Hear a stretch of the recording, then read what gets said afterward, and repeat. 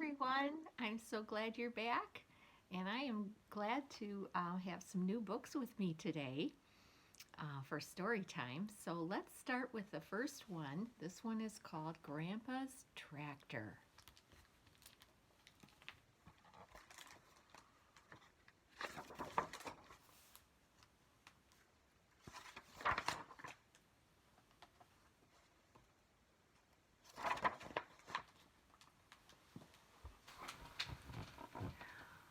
Grandpa Joe and Timmy were going to see the old farm where Grandpa Joe used to live when he was a boy. Grandpa Joe told Timmy that the farm had been sold long ago, but there was still something there to see. When they arrived, the first thing they saw was an old boarded up farmhouse and a faded red barn with the roof fallen in. It's hard to believe, Grandpa said, but this was a beautiful place. There were no other houses around here, just open fields and pastures for the cows.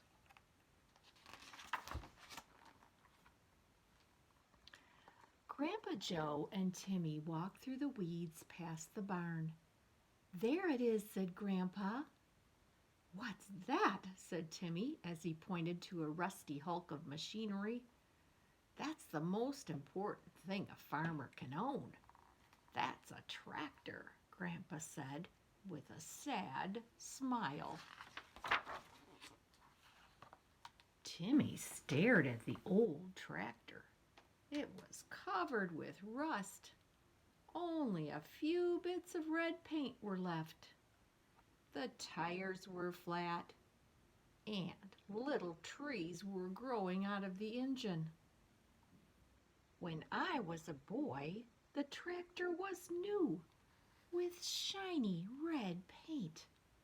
My father used it for almost all the chores around the farm, Grandpa said proudly.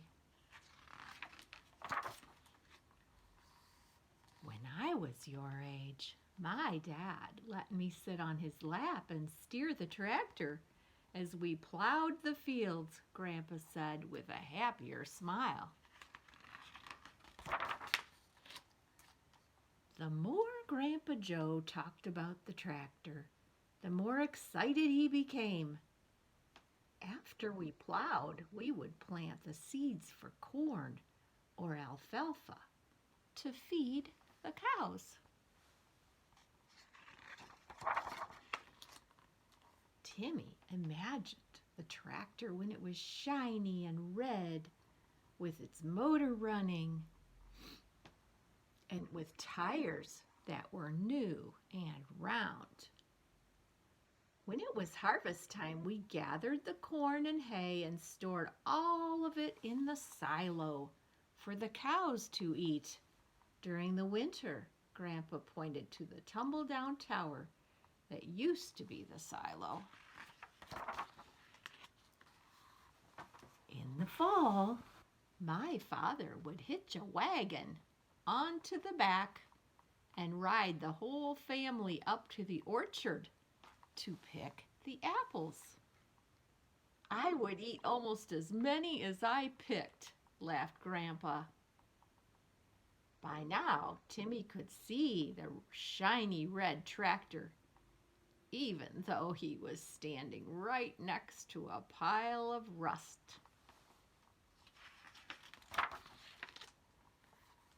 We would load the wagon with our corn and squash and pumpkins and sell them down by the road. Timmy remembered his own mom and his dad buying a pumpkin last year for Halloween. My father could fix this tractor no matter what broke. He knew every nut and bolt. He could take it all apart and put it right back together again. I used to help him." Timmy wished he could fix the broken down tractor right now. In the winter, we would hook a sled to the tractor and haul firewood to heat the house, Grandpa said. Timmy tried to imagine winter, even though it was summer. At Christmas time, Mother would bundle up all the children, and Dad would give us a ride on the sled back into the woods so we could pick out our Christmas tree. When Timmy looked at the old farmhouse, he could picture the smoke rising from the chimney and the lights from the Christmas tree twinkling through the window. "Grandpa, thanks for bringing me here," Timmy said. "I never knew tractors were so important." The end. I hope you enjoyed that story about Grandpa's tractor.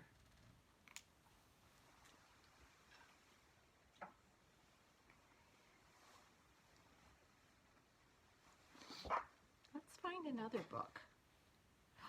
Here's one. This one is called Thomas and Friends. Thomas the Tank Engine, Lost at Sea. Oh my goodness, this looks like an exciting story.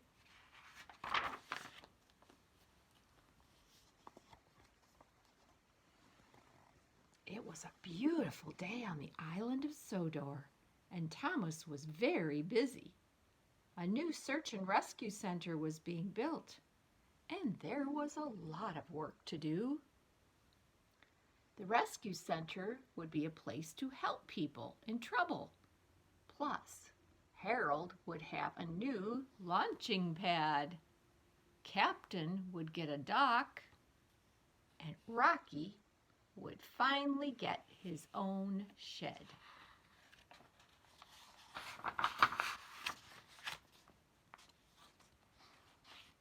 The Search and Rescue Center will be made of the strongest wood of all, Joby wood, said Sir Topham Hatt.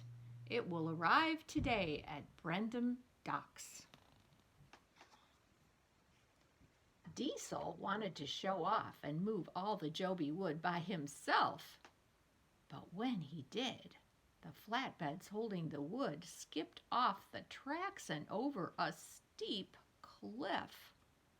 Thomas saved Diesel, but all the wood splashed into the ocean below. As a reward, Thomas was given the job of going to mainland to get more Joby wood. But the next day, the dock manager told him there was no room on the steamboat. Then Thomas saw a raft.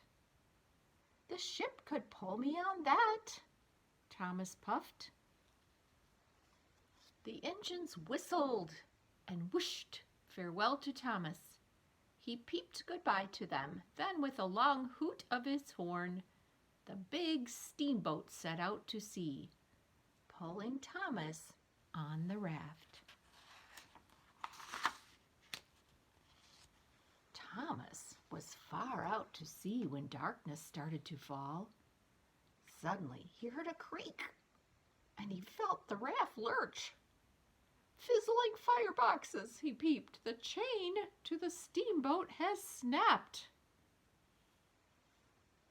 Nobody heard Thomas whistle and peep for help as the steamboat chugged away. Waves rocked the raft. Mist gathered around him. Thomas was alone and very, very worried. "How will I get home?" he wondered. Doesn't he look worried?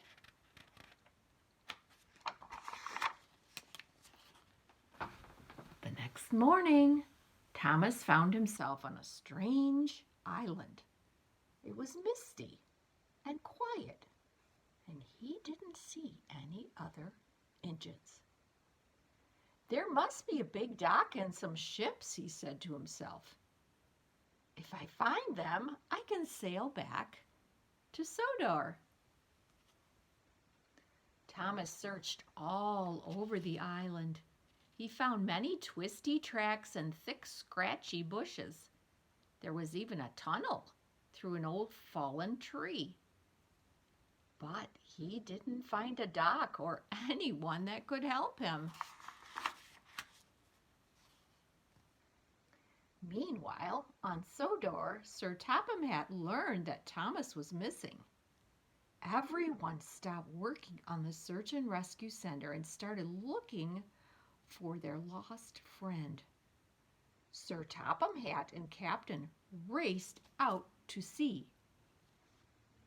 The engines searched all over Sodor, and Harold took to the sky.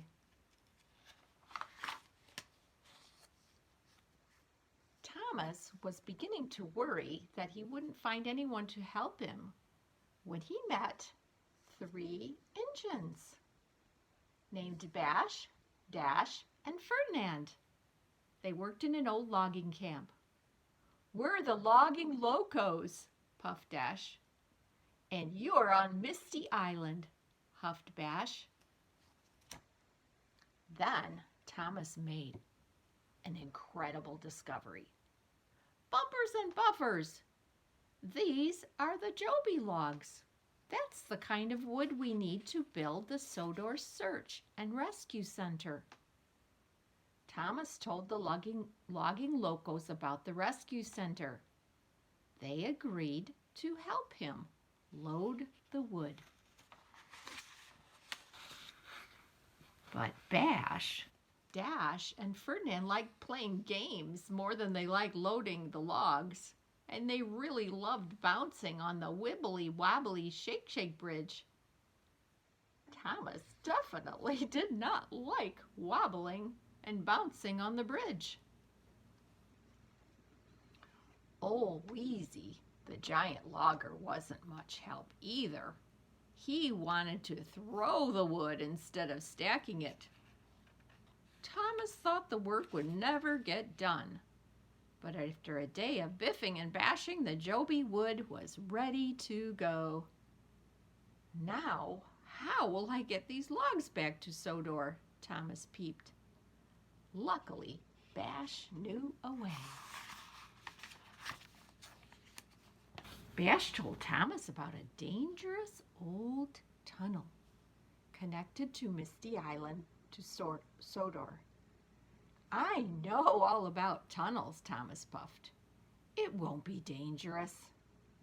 So, pushing their flatbeds, the logging locals followed Thomas into the dark and twisty tunnel. Suddenly there was trouble. Boom, crash, rocks tumbled down around the engines. The tracks were blocked. Thomas and the logging locals were trapped in the tunnel.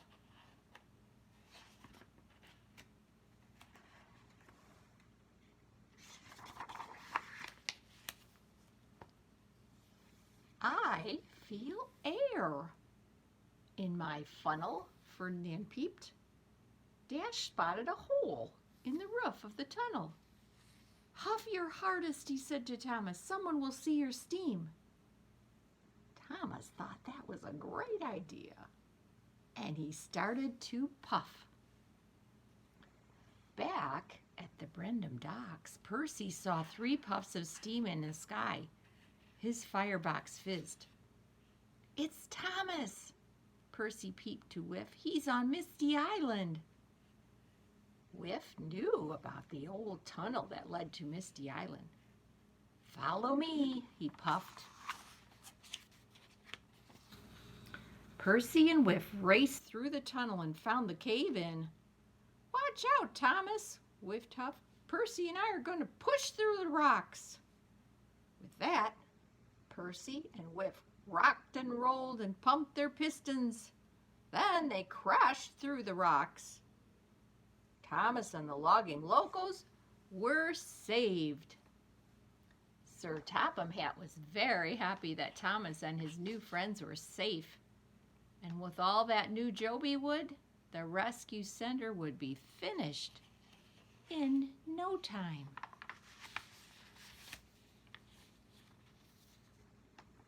Today is a special day made possible by very special engines.